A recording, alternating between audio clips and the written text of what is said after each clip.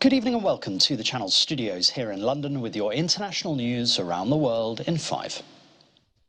Ukraine says Russia has launched more than 50 missiles targeting critical infrastructure across the country, including the capital, causing power and water outages.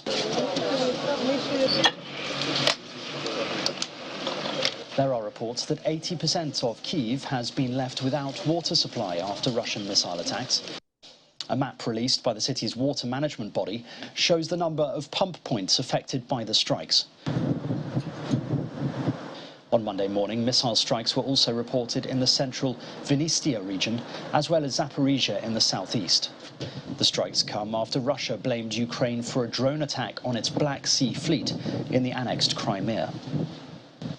South Korean residents have visited a memorial altar to pay their respects to victims of the Halloween crush over the weekend that killed more than 150 people in the capital, Seoul.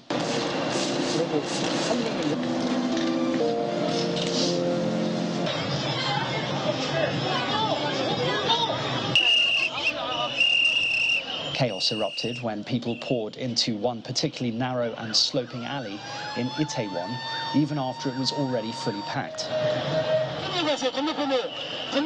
Officials said 154 people had been killed and 149 injured, with 33 people in a serious condition.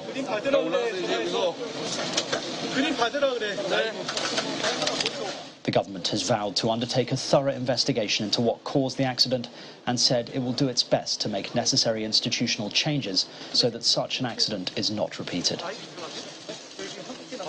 CCTV footage has been released showing the moment a bridge in western India collapsed on Sunday, killing at least 141 people, and warning some viewers may find the following footage distressing. The 230-metre footbridge over the Machu River was packed with sightseers enjoying the Diwali, or Festival of Lights, and Chath Puja holidays when it collapsed, plunging people into the river below. Eyewitnesses said many of those who fell were children, and a search is underway for victims. The 140-year-old structure in Morbi town reopened a week ago after repairs. Officials said there was overcrowding on the bridge, a major local tourist attraction, at the time it collapsed. India's Prime Minister Narendra Modi spoke to the victims, saying, "I express my condolences to the families of the people who have lost their lives in this accident." A total of 120 people are now known to have died in a double bombing in Somali's capital, Mogadishu. The country's health minister confirmed the latest numbers on Monday. The president blamed the Al-Shabaab militant group for Saturday's attack, which targeted the education ministry. The pro-jihadist Somali Memo website has reported that the group has said it was behind the blasts. Brazil has taken a turn to the left as former President Luiz Inácio Lula da Silva beat the far-right incumbent Jair Bolsonaro in the presidential election.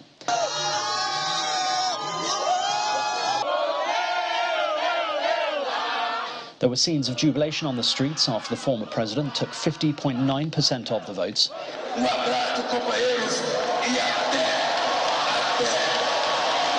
It is a stunning comeback for a politician who could not run in the last presidential election in 2018 because he was in jail and banned from standing office.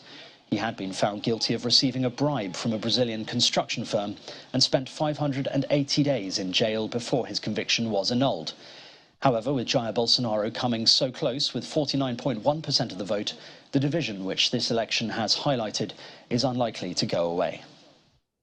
And Shanghai's Disney Resort has abruptly suspended operations to comply with COVID-19 prevention measures, with all visitors at the time of the announcement directed to stay in the park.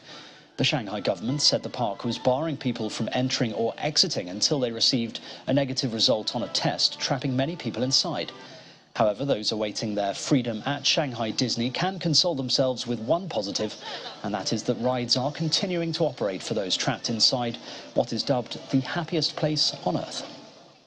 And that's your international news around the world in 5. Now back to the Channel studios in Lagos.